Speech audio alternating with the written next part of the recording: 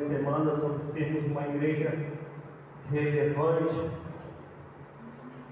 E eu lembro que, acho que também no momento de culto, como também conversando com alguns irmãos, há uma pergunta que ela não quer calar, né? Se a Igreja Metodista Central, ela fechar as portas, a sociedade onde ela está inserida, sem tirar falta dela, isto é, não estou dizendo sobre aqueles que nela estão membros, estou dizendo a sociedade onde ela está inserida. Será que a nossa relevância é tal que ela, uma vez mais, não estando aqui, as pessoas vão falar assim: que pena, poxa, era de grande bênção para nossas vidas, era de grande importância para as nossas vidas. Será que eu e você, enquanto pessoas, no lugar onde trabalhamos, onde nós moramos, nós saindo, as pessoas vão dizer assim: poxa, que pena que você está indo embora, que pena que você está saindo do emprego, que pena que você está se mudando. E eu querendo crer que são reais as coisas que eu ouço, querendo pelo menos crer, eu vou, antes da gente ler, compartilhar algumas coisas. Algumas delas eu já falei aqui para vocês. Isso não estou dizendo, por favor, né? Me entendam. E minha esposa é uma que me chama sempre a atenção quando eu me dou como exemplo de alguma coisa.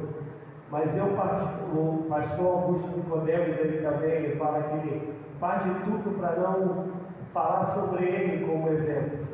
Mas eu entendo que quando Deus, por misericórdia, tem feito algo em nós e através de nós, e nós damos testemunho, nós estamos dizendo que Deus, ele ainda faz, e nós estamos dizendo que ainda é possível. Eu lembro, né, Pedro, todas as vezes que Pedro voltava lá em Atos, vai dizer de alguma coisa que Deus tinha feito através das mãos dele. Pedro dizia: através de nós, Deus tem feito isso. Quer dizer, toda a glória seja a Deus, mas o instrumento tem sido aqueles que desejam ser. Aproveitando esse ensejo, tem um livro que eu amo, esse livro eu tenho que comprar de novo. Eu até acho que eu tenho em PDF, mas não tinha, o verbo emprestei e não me devolveram. Crise do Ser e do Ter, que é do Caio Fábio, e dos anos 80, se não me engano.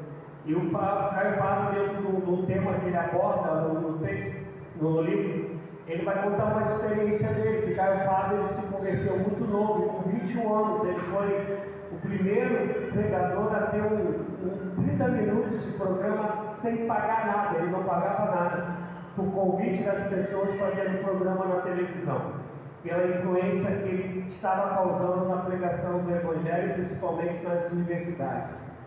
E o Caio Fábio, ele foi contar que quando ele vinha de cruzadas, ou algo do gênero, onde Deus tinha salvado, abençoado tanta gente, e o pai dele perguntava, o pai dele que também era Caio Fábio, perguntava como é que foi, e ele falava: Deus agiu com misericórdia, e quero crer que tenha sido bênção, tal. Todas as vezes o discurso era o mesmo, até que um dia o pai dele falou: tá bom, senta aí, todos nós sabemos que quem faz é Deus, que a glória a Ele pertence. Todavia, normalmente, Deus usa aqueles que buscam, aqueles que têm uma vida de jejum, de oração, de leitura bíblica. E aí o pai dele foi e pegou essas passagens mesmo, porque ele dizia: através de nós, Deus tem feito isso. Isto é óbvio que sempre quem faz é Deus, dele está o querer e o realizar. Mas estou dizendo isso porque, estando aqui, de vez em quando eu recebo mensagem dos amigos que eu jogava bola às quartas-feiras, no meio do povo, em sua esmagadora maioria de não cristãos, e os não cristãos dizendo: da saudade que tem sentido da minha pessoa, como que eu faço falta. Tem uns que já espiritualiza e diz, você traz uma luz, uma energia diferente.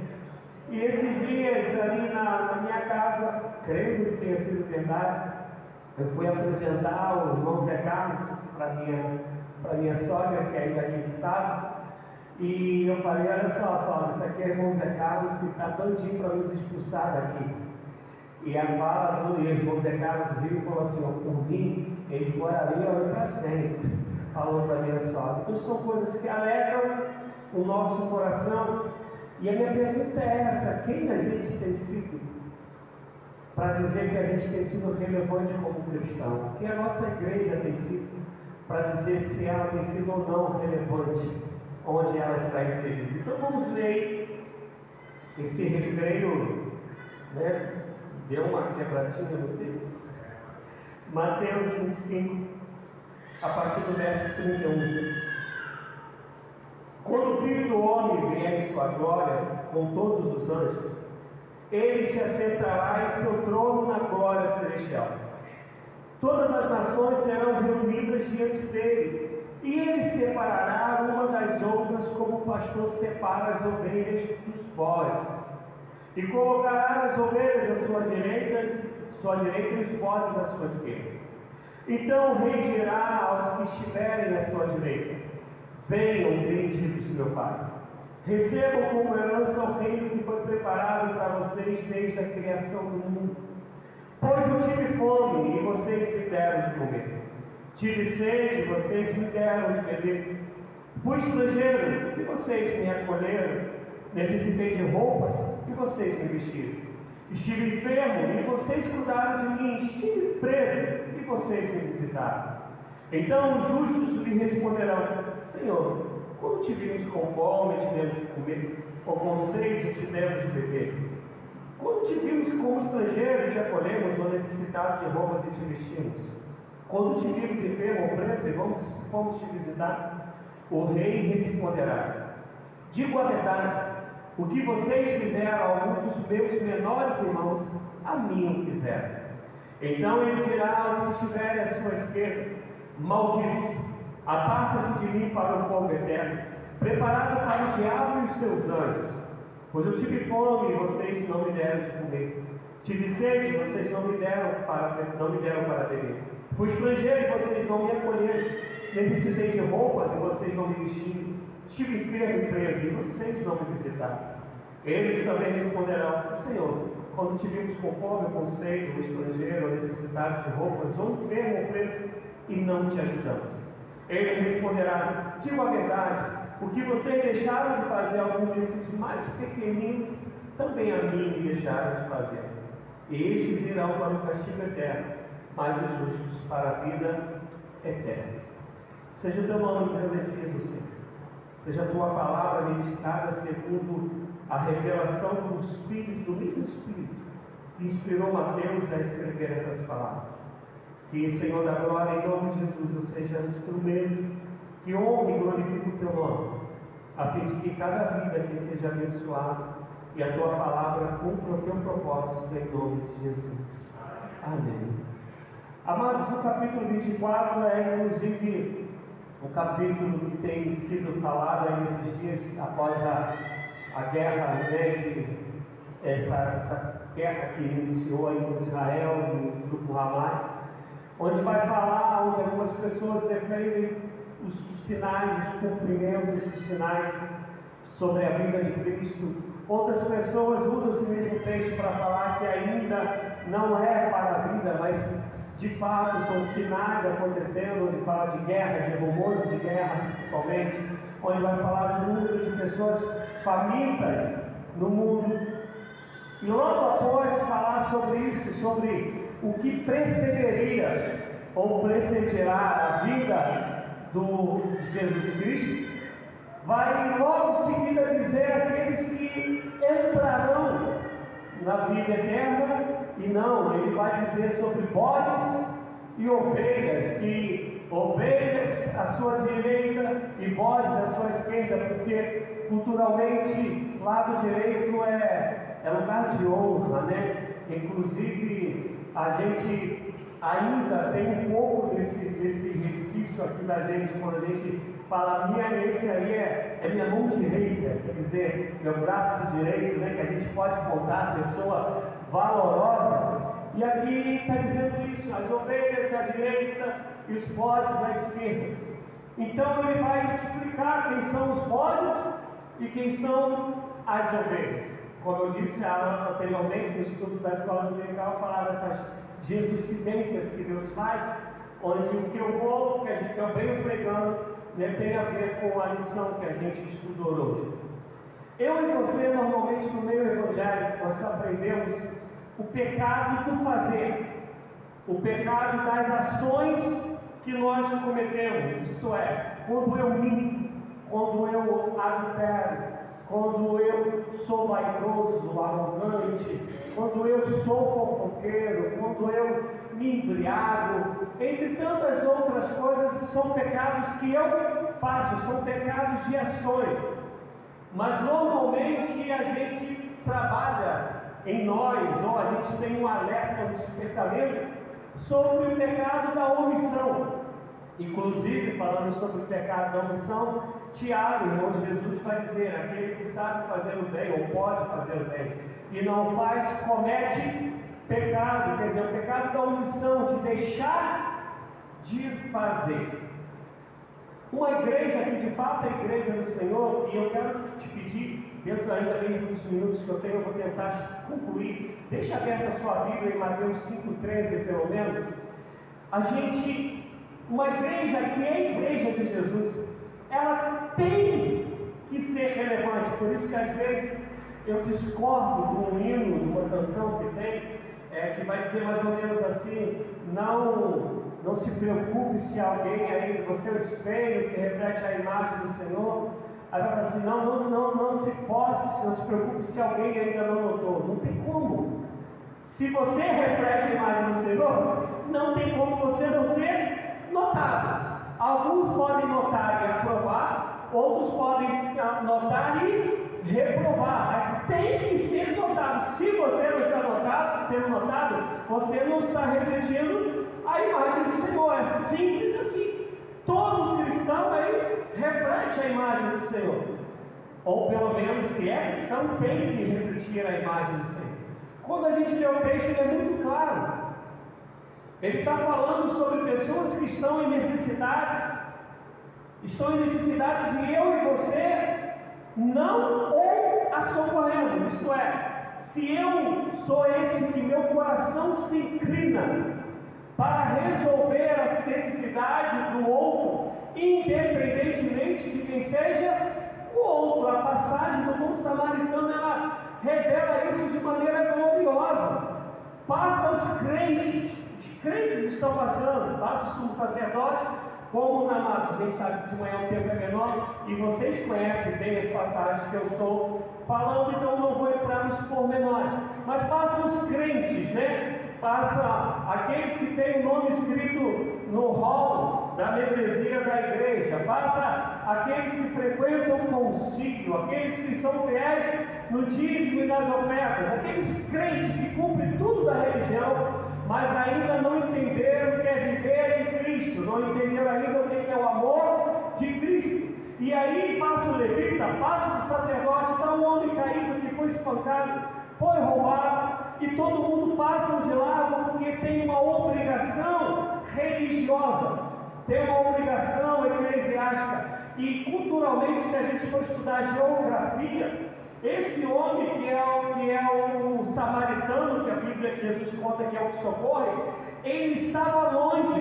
O levita e o sacerdote passam praticamente pelo mesmo caminho, mas geograficamente o samaritano estava longe, mas ele vê o homem caído, ele muda a sua rota, pega aquele homem, volta, creio eu, para a sua rota de costume, porque ele tinha um valor, onde ele deixa o rapaz que tinha sido espancado, e deixa o dinheiro e fala: olha, tudo que passar disso, quando eu voltar, eu acerto contigo. É esse que pode fazer e não deixa de fazer. Esse é aquele que se enquadra, que é uma ovelha que ficará à direita do Senhor Jesus. Eu quero rapidinho abrir um outro parênteses. Há pessoas que acham que essa história de céu é real, mas que o julgamento de Jesus, ele não é real. Parece que a gente vive como isso fosse uma mentira. Por isso a gente não leva Jesus a sério, por isso a gente não leva o caráter de Cristo ser formado em nós de maneira séria. Por isso que a gente não busca ser obediente de fato à vida com Deus, a gente não tem uma entrega real a Deus, porque a gente crê no Jesus, mas não acha que o julgamento vai chegar. E aí o versículo 31 fala que ele vai se sentar no teu trono celestial para julgar. Irmãos, não é como a gente tem dito aqui algumas vezes, hoje Jesus é o advogado, mas haverá um dia que ele voltará como juiz, e é esse que se assenta no trono para julgar, e vai fazer separação de bodes e ovelhas, peixes bons e peixes maus. O que eu lamento tanto é que isso é tão pouco pregado hoje em dia. A gente, quando principalmente começou a teologia da libertação e adentrou na teologia da prosperidade, vida de santidade, vida do julgamento naquele grande dia, a gente quase não ouve. Não estou dizendo que a gente não ouve, estou dizendo que a gente quase não ouve hoje em dia. E aí ele está falando que esse julgamento vai acontecer, e esse Deus que esquadrinha os rins e sonda os corações, esse Deus que sabe quem é quem, ele está dizendo, ovelha direita e bodes à esquerda. E aí ele vai dizer, olha, se vocês não agirem como samaritano, que quem lembra a história, estão perguntando para Jesus, os religiosos inclusive, quem é o meu próximo? Porque tinham perguntado sobre o amor, e ele vai falar, amarás o teu próximo como a ti mesmo. E a pergunta, então, quem é o meu próximo? E esse meu próximo, ele conta a história do samaritano. Ele está dizendo, não tem a ver necessariamente com alguma relação parental, não tem a ver necessariamente com alguém que é muito amigo seu, que já te socorreu alguma vez. Não tem a ver com isso, tem a ver de alguém que você olhou que tem uma necessidade, seja a resposta de Deus para a calamidade da vida dessa pessoa. O interessante é que a gente tem dois prismas sobre isso. A gente tem um lado que às vezes a gente faz por consciência, isso é, eu sei que tenho que fazer. E aquele lado ideal que Deus quer que a gente faça, por ter aprendido a amar o próximo como a nós mesmo, e mais ainda, como ele vai falar em João 15, quando ele fala da videira verdadeira, amar o próximo como Jesus o ama. Isto é, se eu ainda não cheguei aqui, mas pelo menos faça com que a tua consciência, por saber que um cristão age assim, haja dessa maneira, e vai orando a Deus para que isso não seja apenas um cumprimento de uma obrigação. Vai orando a Deus para que isso seja aquilo que mova o teu coração. Eu tenho um amigo que, se Deus permitir, um dia vocês vão conhecer o Sidney, já falei dele algumas vezes. A gente faz trilha junto, a gente jogava bola junto. E assim, uma pessoa fantástica. E o Sidney é muito tremendo. Sidney, às vezes, ele estava no carro, passando no carro, podia estar com a hora para chegar no lugar. Se ele passasse, visse alguém de carro enguiçado, ele descia do carro, parava o carro e ia ajudar o outro a empurrar o carro. Ele podia estar arrumadinho ou não, podia estar dia de sol, de chuva, não queria saber. Ele descia, vamos ajudar. Uma pessoa com o coração voltado para ajudar o outro de maneira tremenda. E eu olho para o Sidney e eu falo, Deus nos ensina, uma pessoa que vai estar do lado dela. A gente fazia a trilha junto, e aí depois que eu passei a fazer trilha com ele, a gente sempre fazia uma devocional, na trilha. Eu falava, Sidney, vamos aproveitar e vamos fazer a devocional. E aí, querendo ou não, os que estavam perto acabavam ouvindo. Se vocês entrarem no meu canal e buscarem tempo, vocês vão ver algumas devocionais, algumas reflexões que foram feitas numa trilha. A gente se divertia, dava testemunho, e ele sempre preocupado com as pessoas, preocupado com quem está na frente, com quem está atrás, se está passando mal, se está gritando. É o tempo todo esse desejo de ser misericordioso, de ser alguém que resolve o problema do outro. Meu Deus, como falta isso na gente? E repito, esse outro não necessariamente alguém que seja do nosso dia a dia. A Bíblia nos ensina a começar pelos da fé, mas é começar. não está dizendo que freie-se aí. E aí ele está dizendo, você pôde fazer e não fez, você se tornou um pode. Você vai para a minha esquerda. Você teve o coração voltado para ser resposta minha para a vida do outro. Você vai para a minha direita. E quando eu falei para a gente abrir em Mateus 5,13, eu vou tentar, vamos esforçar para em 10 minutos eu conseguir levar aquilo que eu quero que a gente entenda. Está falando sobre ser sal da terra. Preste atenção. Terra é a gente, não sei se vocês já viram aqui algumas pessoas que ficam grávidas, tem esses desejos malucos, né? De terra, de tijolo. Minha prima, ela queria comer tijolo quando foi minha prima, minha irmã, eu lembro de quando estava aqui, capão de Misley. A gente sabe que terra ela não tem sabor. E ela é totalmente diferente do sal. Totalmente no seu aspecto, totalmente no seu sabor, porque o sal ele dá sabor. Sal é algo tão tremendo que quando ele tem, você nem dá tanta atenção para ele. Mas quando ele não está, tu fala, meu Deus, está faltando sal. E o pessoal da cozinha sabe muito bem disso.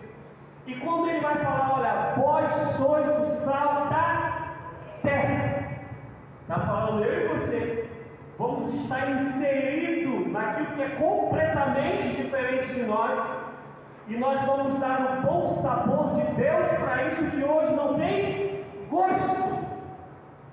Então, não é sal dentro do saleiro, é sal do lado de fora do saleiro. Porque o sal dentro do saleiro, ele se torna insípido, ele se torna sem sabor. E para nada mais presta a não ser para ser lançado fora e pisado pelos homens. Como Jesus estava falando isso, é porque principalmente o sal, ele vinha do Mar Morto. E quando esse sal ele ficava armazenado, ele ia durante o tempo perdendo o seu sabor, perdendo a sua utilidade. E principalmente no caminho da onde tem neve, eles pegavam esse sal e jogavam ali para dissipar a neve, para não ficar escorregadio. Então quando os homens iam, eles pisavam no sal, onde ele está dizendo, para nada mais presta a não ser para ser lançado fora e pisado pelos homens. Essa é uma função do sal. Ele está dizendo, o sal ele tem que ter eficiência, o sal ele tem que cumprir o seu propósito. E eu e você sabemos que esse mundo está sem sabor. E eu estou pregando aqui, estou lembrando da música do pregador Lu, que é um hip hop, que ele fala cruel, cruel. O mundo está cruel, eu e você sabemos isso. E o interessante é que Deus está falando que eu e você, nesse mundo sem sabor, sem graça, sem gosto, somos os responsáveis para dar sabor, bom sabor, a esse mundo. Sermos aquele que, no programa que tem na televisão, quando as pessoas experimentarem da gente, vão passar por baixo da mesa para dizer que tem um gosto maravilhoso. A outra coisa é que na época não tinha geladeira. A função do sal é conservar. Tanto é hoje em alguns lugares, somente acho que é no Nordeste, né, tem a carne de sol, né, que ela é cuidada, ela é guardada, ela não apodrece, ela é mantida, conservada por causa do sal. O sal ele tem essa função de conservar. Eu e você, sendo de fato igreja relevante, pessoas que cumprem os seus propósitos, nós fomos chamados para conservar os padrões de Deus nesta terra. O padrão da família, que é propósito de Deus, onde vai dizer que o homem se une a uma só mulher, o homem a mulher com o homem, serão os dois uma só carne. Para conservar esse padrão de Deus, onde os pais são exemplos vivos do amor e temor aos filhos, do amor e temor a Deus diante dos filhos, melhor dizendo, que com o seu comportamento, como diz Provérbios 22:6, vai ensinar os filhos no caminho, à medida que eu caminho com meus filhos, eles vão olhando para mim e vão ver que eu sou de Deus, que eu amo o que Deus ama, que eu reprovo o que Deus reprova, que eu tenho temor a Deus, mas também eu amo com todo o meu ser. Então aquilo que Deus diz não, eu digo não, aquilo que Deus diz sim, eu digo sim, e Deus sempre será prioridade na minha vida, e meus filhos vão ver isso em mim, e vão aprender a viver assim também. Somos chamados para conservar a misericórdia ao próximo, a compaixão pela vida do próximo, conservar o bom perfume de Deus nesta vida. E meu Deus, quantos de nós, quando eu digo de nós, por favor, estou falando de maneira geral, estamos permitindo que apodreçam os valores de Deus e muito mais. Estamos sendo esses agentes que ajudam a deteriorar o valor de Deus. Igrejas que se dizem igrejas, que hoje cometem atos que a Bíblia de Deus, a palavra de Deus falou que não é para ser. Quem viver assim vai para o inferno. E povo à prova, quantos de nós não conhecemos histórias de que aqueles que tinham que ser o bom perfume de Deus entraram numa vida de que estão deteriorando aquilo que Deus um dia chamou para ser conservado. E por favor, não estou falando daquele que peca, estou dizendo daquele que vive no pecado, porque todos nós somos pecadores, destituídos estamos da glória de Deus, mas a graça de Deus nos chama ao arrependimento contínuo. Amém, amados? A outra função do sal, da onde vem a nossa palavra salada, sal, salada, todos nós também sabemos que naquela época pagamentos eram feitos aos trabalhadores, aos soldados, através do sal, porque sal também serve para medicina. Não sei aqui quem já viveu essa história de dar um banho de salmoura à criança, né? Porque o sal tem essas funções curativas e medicinais, inclusive no Mar Morto. Muita gente viaja para lá por causa do sal, da quantidade de sal que tem lá. No Mar Morto ninguém consegue morrer afogado, não dá, porque você não consegue afundar, porque o sal não deixa. E além dessas propriedades medicinais que eu não vou entrar nela, mas o sal na salada, quando ele começou a ser colocado na salada, era para tirar o amargo de algumas verduras que a gente come, de algumas ervas. Um exemplo, o agrião é uma erva que a gente sabe que ela tem um pouquinho de teu amargo. Então, quando tu colocas o sal, uma das funções do sal, também gosto, amada, mas ele tem esse gostinho um pouquinho amargo. Então, você coloca o sal, ele quebra isso. Então, eu e você fomos chamados para tirar o amargo dessa vida das pessoas. Pessoas que estão acostumadas com ódio, pessoas que foram traumatizadas com qualquer tipo de relacionamento entre pais e filhos, entre irmãos, entre amigos, entre um relacionamento de namoro, que trazem traumas.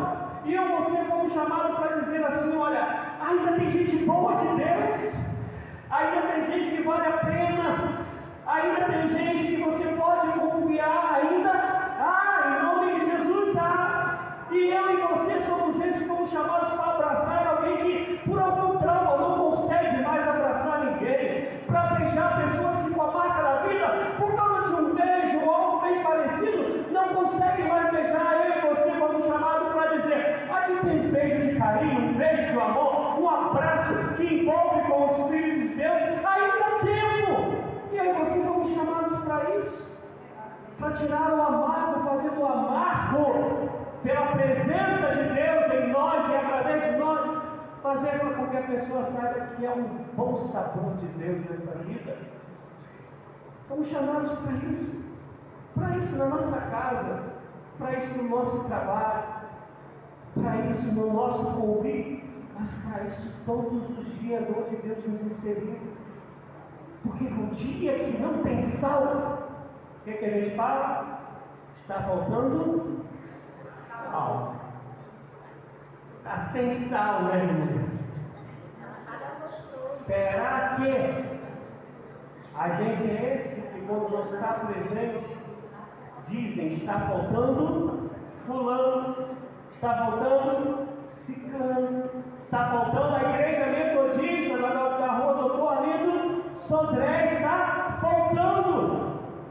Estou sentindo ausência, porque quando eu tive fome, me deram de comer, eu tive sede, me deram de beber, eu estava com frio e nu e me vestiram, eu tive preso e enfermo, foram me visitar, eu não tinha o pão e eles me alimentaram, eu tinha sede e eles me deram da água de beber, eu estava sendo injustiçado e eles entraram com justiça, porque quando a gente lê Mateus 5,13, ele está dentro do Sermão da Montanha, onde Jesus acabara de ensinar seus discípulos sobre as bem-aventuranças.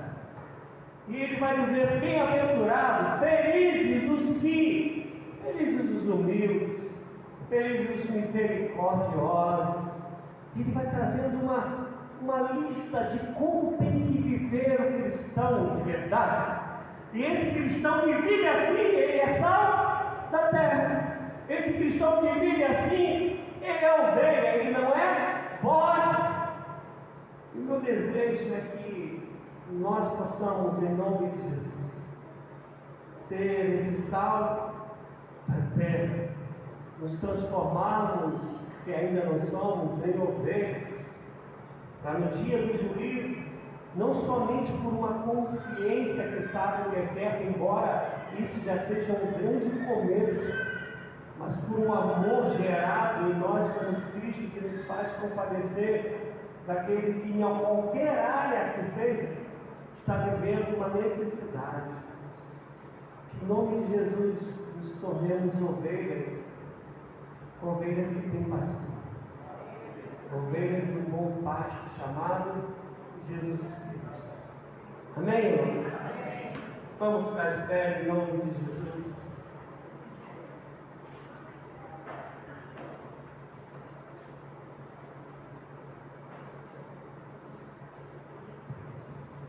Senhor, em nossas debilidades, nos capacite, nos transforme, nos adestre, Pai. Deus, agora, em nome de Jesus Cristo, que o nosso entendimento se abra para a revelação da Tua Palavra e que nós digamos sim ao Teu chamado. Que nós tenhamos prazer no Teu chamado. Ó Deus, a começar por mim, o Senhor sabe o quanto somos falhos, o quanto, Senhor, temos uma inclinação errada para o erro que nos afasta de Ti. Mas que em nome de Jesus a nossa inclinação seja para aquilo que é certo, para aquilo que o Senhor aprova, para aquilo que nos santifica em nome de Jesus. Nos faça como pessoas individuais, como também pessoas comunitárias, que a Igreja Metodista Central, sermos relevantes, sermos realmente sal da terra. Ajuda-nos, porque precisamos de Ti. Sem Ti nós nada podemos fazer, mas em Ti nós faremos proezas. Ajuda-nos, em nome de Jesus. Amém. Faça assim com a sua mão. Sendo possível, sobreponha na sua mão seu irmão, sua irmã. E que esse amor que só existe em Deus, esse amor que é derramado em nós, do Deus Criador de todas as coisas, que o poder, a comunhão, a unção e a revelação do Espírito Santo de Deus, que a graça, a salvação, a libertação, o perdão dos pecados, que só há na pessoa de Jesus, o Cristo, o Cordeiro de Deus que tira o pecado do mundo, o autor e o consumador da nossa fé, seja abundante sobre nossas vidas, sobre o povo de Deus parado sobre a terra, todos aqueles que são ovelhas do Senhor, diga amém. Amém. Que Deus abençoe a amados em nome de Jesus.